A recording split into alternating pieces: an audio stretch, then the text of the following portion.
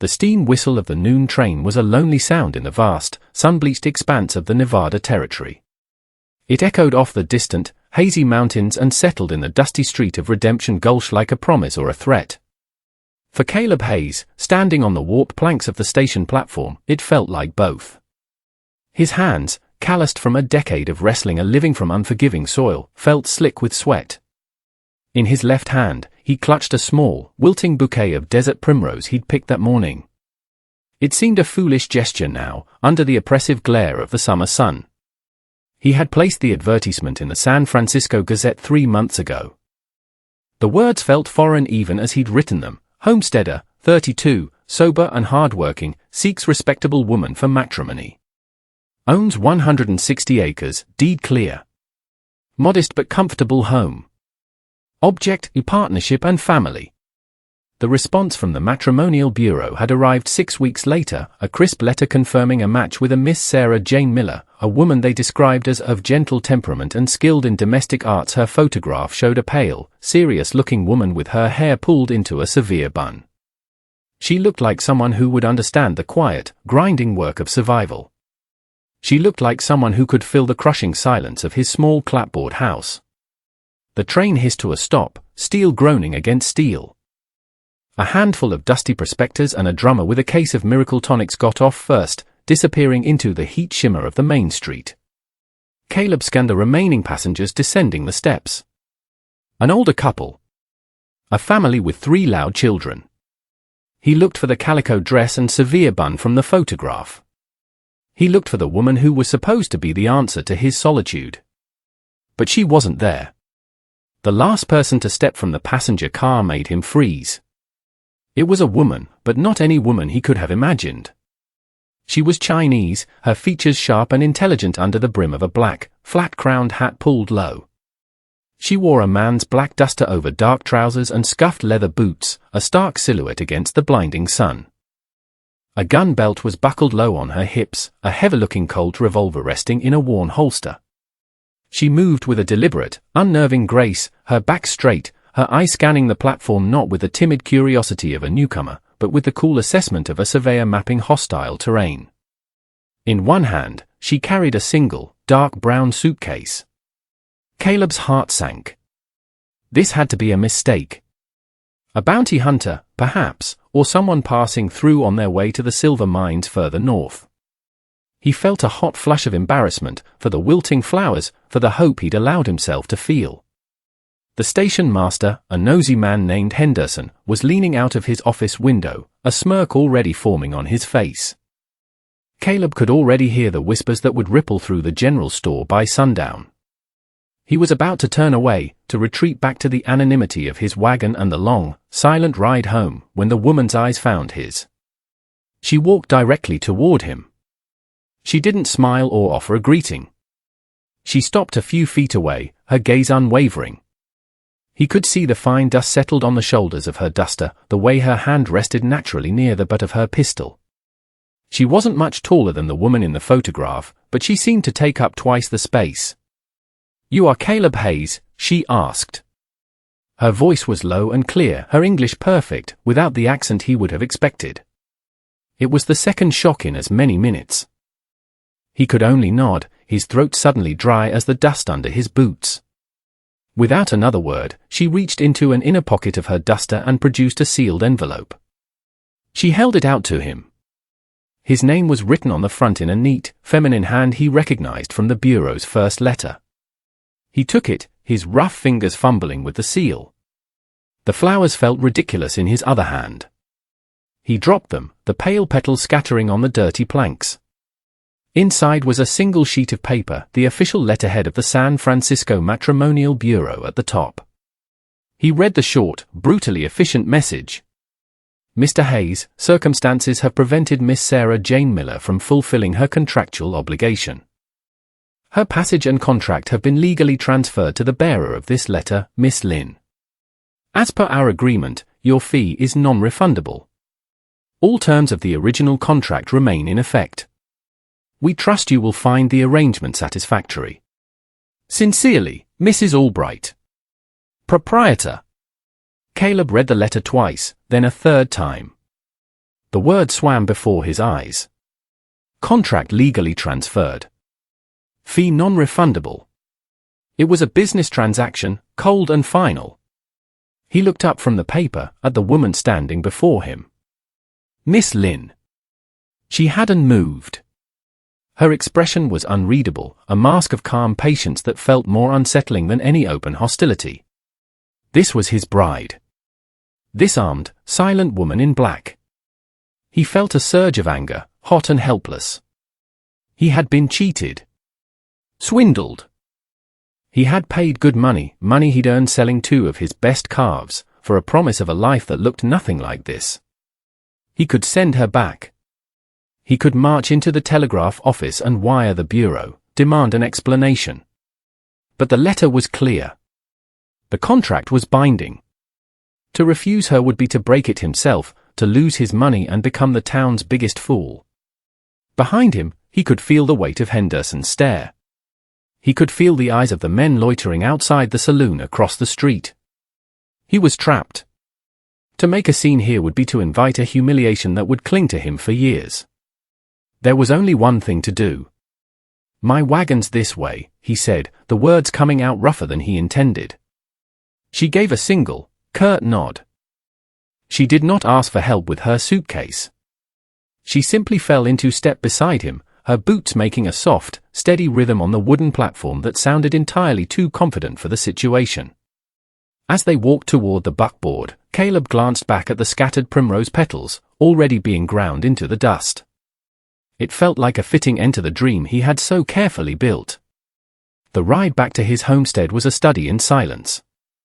The only sounds were the creak of the wagon wheels, the jingle of the harness, and the steady plod of his 2 mules. The woman, Lynn, sat beside him on the hard wooden bench, her back ramrod straight.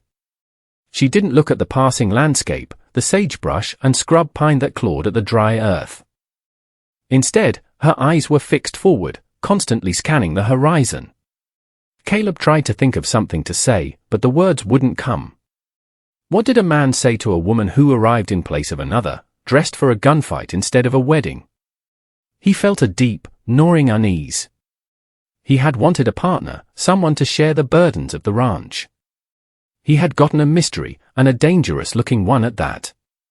His horse, tied to the back of the wagon, kept shying and pulling at its rope, unsettled by her stillness. As they crested the last rise before his property, a knot of cold dread tightened in Caleb's stomach.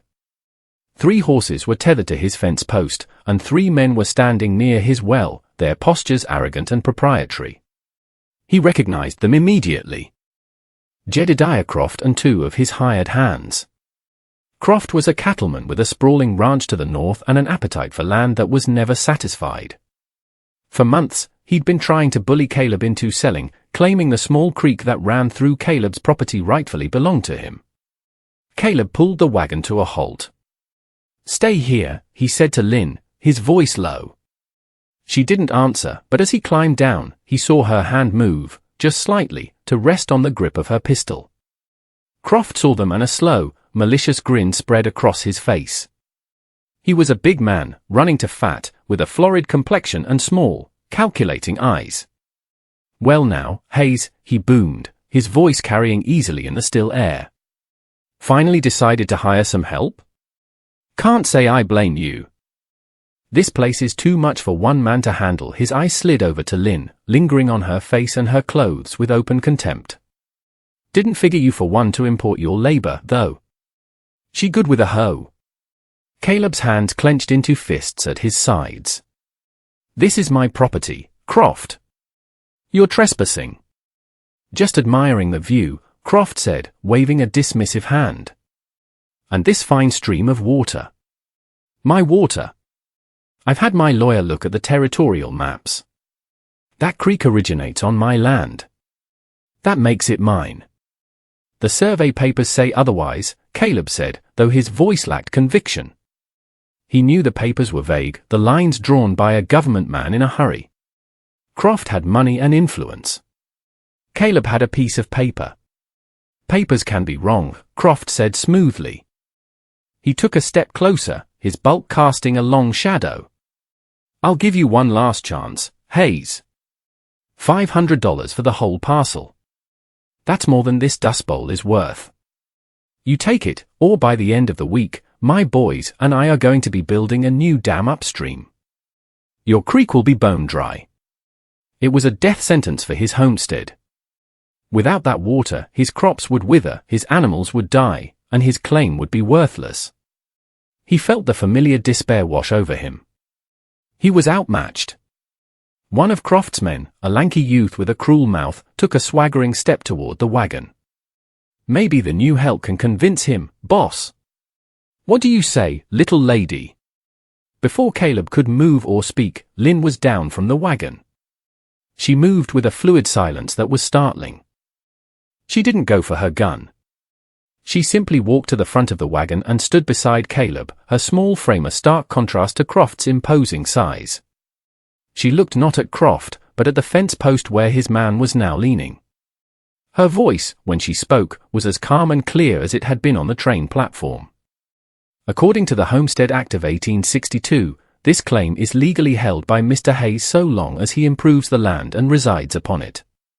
Your presence here, uninvited, constitutes trespassing under territorial law. The words, so precise and unexpected, stunned all three men into silence.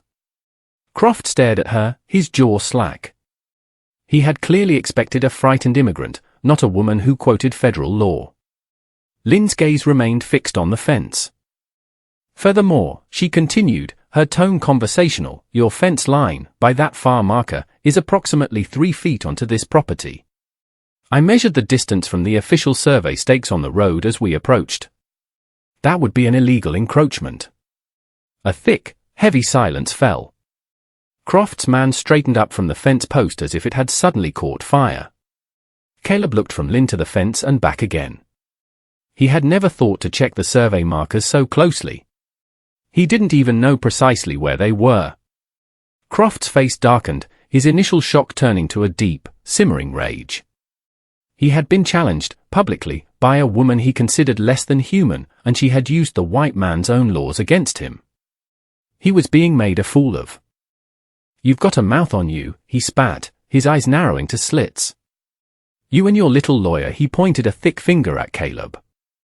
This changes nothing, Hayes. I'll be back. And when I am, I'll own this land. He turned without another word, swung himself onto his horse, and galloped away, his men scrambling to follow. The dust they kicked up hung in the air, tasting of grit and menace. The immediate danger had passed, but a larger one had just been announced. Caleb looked at Lynn. She was watching the retreating riders, her expression unreadable. She had not raised her voice, had not touched her weapon, but she had driven them off more effectively than he ever could have. He had sent for a farmer's wife, a quiet companion for a quiet life. What he had gotten was a woman who knew the law, who could measure land with a glance, and who had just made them a powerful and ruthless enemy on her very first day. The mystery of who she was had deepened into something far more complicated, and far more dangerous. That evening, the small cabin felt crowded with silence. Caleb had given Lynn the only bedroom, a small space with a narrow cot and a single window, while he took a bedroll by the cold hearth. They had eaten a supper of beans and bacon without exchanging more than a dozen words. He had asked if she needed anything. She had said no. Now, she was sitting at the small, rough-hewn table, cleaning her pistol with a focus that was absolute. The soft clicks of the metal parts were the only sounds in the room. Caleb couldn't stand it any longer. The questions had been churning in his gut for hours. He stood up from his spot by the fire and walked to the table. Mrs. Albright said your name was Lynn, he began, the words feeling clumsy. She didn't say much else. Lynn looked up from her work. In the flickering lamplight, her eyes were dark and deep. She laid the pieces of the revolver carefully on an oiled cloth.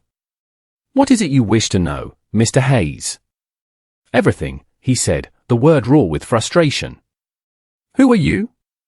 Why are you here? A woman like you doesn't answer an advertisement for a homesteader's wife unless she's running from something, or toward something. That wasn't a guess about Croft's fence line, was it? For a long moment, she just looked at him, her expression weighing him. He felt as though she were seeing every doubt, every fear, every ounce of loneliness that had driven him to the matrimonial bureau. He expected a deflection, a lie, or more silence. Instead, she gave a slow nod. "You are correct," she said quietly. It was not a guess. She rose and went to her dark brown suitcase, which sat at the foot of her cot. She lifted it onto the table with a soft thud, the contents clearly heavy. She opened the brass latches. Caleb had expected to see dresses, bonnets, the meager possessions of a woman starting a new life. The contents made him draw in a sharp breath.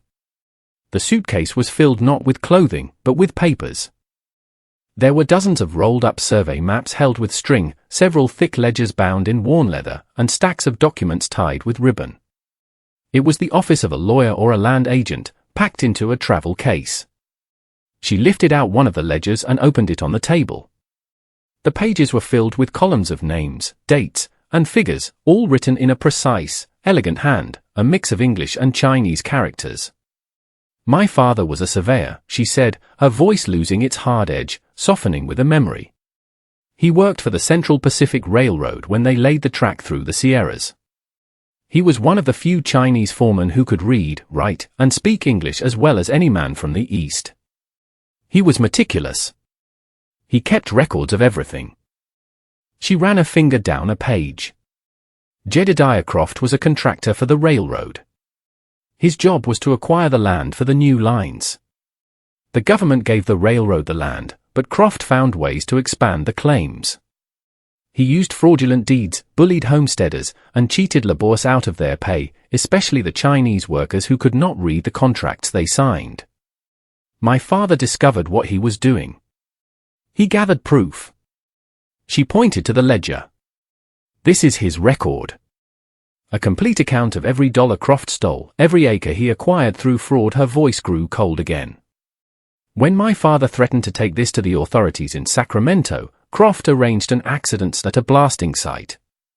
He was very powerful. No one would investigate." Caleb stared at the book, at the woman before him. The pieces were falling into place, forming a picture more complex and dangerous than he could have imagined. "You've been hunting him."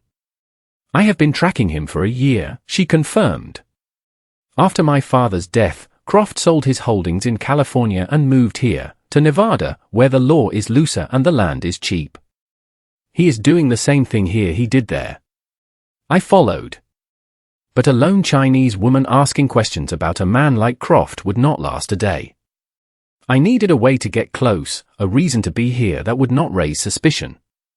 Her eyes met his. "Your advertisement was my opportunity. My friend, Sarah Jane Miller, she owed my family a debt. She agreed to answer your letter, to secure the contract. I paid her passage back to her family in Ohio and took her place. I am sorry for the deception, Mr. Hayes. But it was necessary." So he had not been cheated.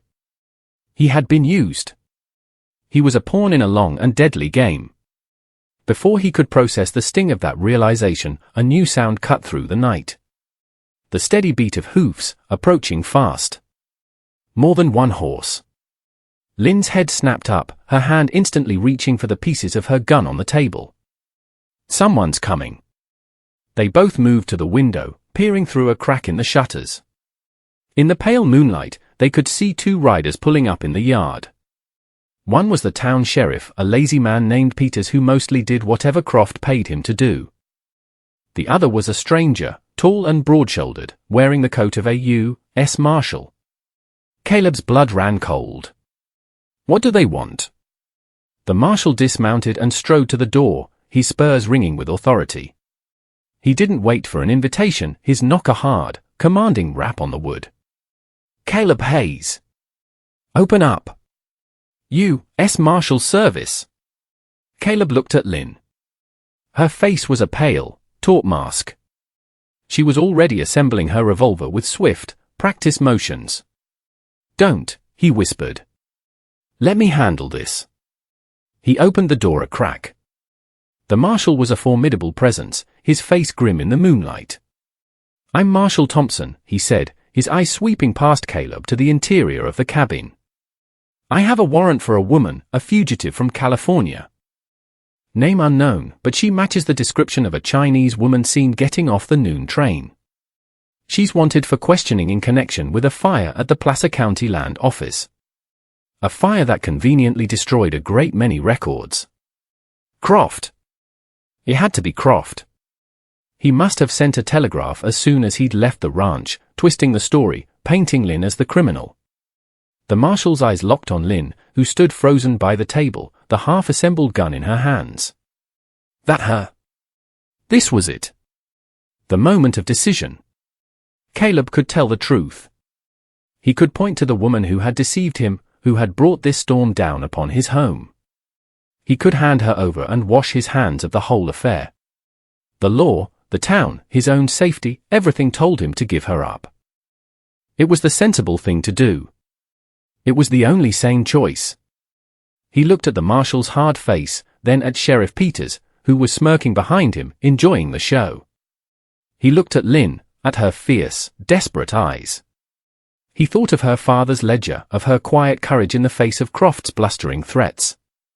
He thought of his own lonely, quiet life, a life of yielding, of backing down. He stepped fully into the doorway, blocking the marshal's view of Lynn. You must be mistaken, Marshal, Caleb said, his voice steady, surprising even himself. There's no fugitive here. This is Lynn, my wife. She's been with me on this homestead for over a month now. Came in on the stage from Carson City. The lie was immense, a boulder he had just pushed over a cliff. He didn't know if it would land safely or crush them both. Marshal Thompson's eyes narrowed, studying Caleb's face. Is that so? Henderson at the station said she arrived on the train today. Henderson's a gossip who gets his stories mixed up, Caleb said flatly. She was in town to pick up a parcel from the freight office. That's all. The marshal was silent for a long, agonizing moment. He was weighing the word of a homesteader against the town station master. Caleb held his breath. Behind him, he heard a soft click as Lynn slid the cylinder back into her revolver. Finally, the marshal grunted. All right, Hayes. But if I find out you're lying to a federal officer, I'll see you plowing a field in a territorial prison. He gave one last, suspicious look into the cabin before turning away. Let's go, Peters. They mounted their horses and rode off into the darkness. Caleb stood in the doorway until the sound of their hoofs faded completely. He closed the door and leaned against it, his legs suddenly weak. He had just lied to a U.S. Marshal. He had claimed a stranger as his wife. He had made himself an accomplice to a fugitive. In the space of 10 minutes, he had gambled away his name, his freedom, and his future. He turned to face Lynn. She was staring at him, her pistol now fully assembled but held loosely at her side. The mask was gone. In her eyes was a raw, unguarded mixture of shock, confusion, and something else he couldn't quite name. Why, she whispered. Caleb looked around the small, bare room that had been his lonely world for so long. Because Croft doesn't get to win, he said. Not this time. 3 months later, the relentless heat of summer had finally broken, giving way to the cool, crisp mornings of autumn. The cottonwoods along the creek were turning a brilliant gold, and the air held the clean, sharp scent of pine and distant rain. The change was not just in the season. The day after the marshal's visit, Caleb and Lynn had ridden into town, not with guns, but with her father's ledger. They went not to the sheriff, but to the telegraph office. Lynn composed a long, detailed wire to the territorial district judge in Carson City, citing specific statutes and land claim numbers from her father's records. She outlined Croft's history of fraud in California and laid out the evidence of his ongoing scheme in Nevada, including the illegal fence line and the intimidation of local homesteaders. It was a costly gamble, the telegraph fees eating up the last of Caleb's savings. For 2 weeks, nothing happened. The town treated them like pariahs. Henderson refused to speak to them, and the general store owner served them in stony silence. Croft's men rode the edge of their property line daily, a constant, silent threat. Caleb felt the weight of his lie every waking moment. But he and Lynn worked side by side, reinforcing the corral, clearing a new patch of land for a winter wheat crop. They spoke little, but a new kind of understanding grew in the shared labor and the shared danger. Then, one afternoon, Marshal Thompson returned. He wasn't alone. He rode with 4 deputies, and they did not stop at Caleb's homestead. They rode directly to Jedediah Croft's ranch. The investigation, spurred by Lynn's detailed telegraph and confirmed by inquiries sent to authorities in California, had been swift and decisive. Croft's entire empire was built on a foundation of forged documents and intimidation. Armed with federal warrants, the marshal arrested Croft and his top men for fraud, conspiracy, and mail interference. The charge of instigating the land office fire was also being investigated. The news spread through Redemption Gulch like a wildfire. Suddenly, other homesteaders who had been bullied by Croft found their courage. They came forward with their own stories, adding to the mountain of evidence against him. The town's opinion of Caleb and Lynn shifted overnight. They were no longer the town fool and his mysterious mail-order outlaw. They were the ones who had stood up to the tyrant. Now, standing on his porch, Caleb watched the sun set behind the mountains, painting the sky in shades of orange and purple. The land, his land, felt secure for the first time. The creek, his creek, gurgled peacefully. The fields they had worked together were green with the shoots of new wheat. The homestead, which had always felt like a place of solitary struggle, was beginning to feel like a home.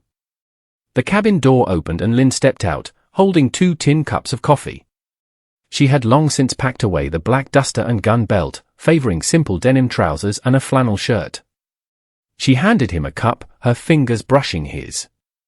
The simple touch sent a warmth through him that had nothing to do with the coffee. They stood together in comfortable silence, watching the last light fade. The legal contract from the matrimonial bureau was still tucked away in a drawer, a strange and brittle piece of paper that had started it all. It was a document born of deception, but it had led to a truth he never could have anticipated. He had sent for a wife to cure his loneliness, someone to share the silence. But the woman who arrived had taught him that the best partnerships are not built on comfort, but on the courage to stand for something together. The silence was still there, between the crickets and the whisper of the evening wind, but it was no longer empty. It was full. And that brings us to the end of this one. If you stayed with me all the way through, thank you. Stories like this one only get told because folks like you sit down and listen. If you liked what you heard, go ahead and hit that like button. And if you want more stories from the old frontier, subscribe so you don't miss the next one. Until then, take care of yourself, and thanks again for being here.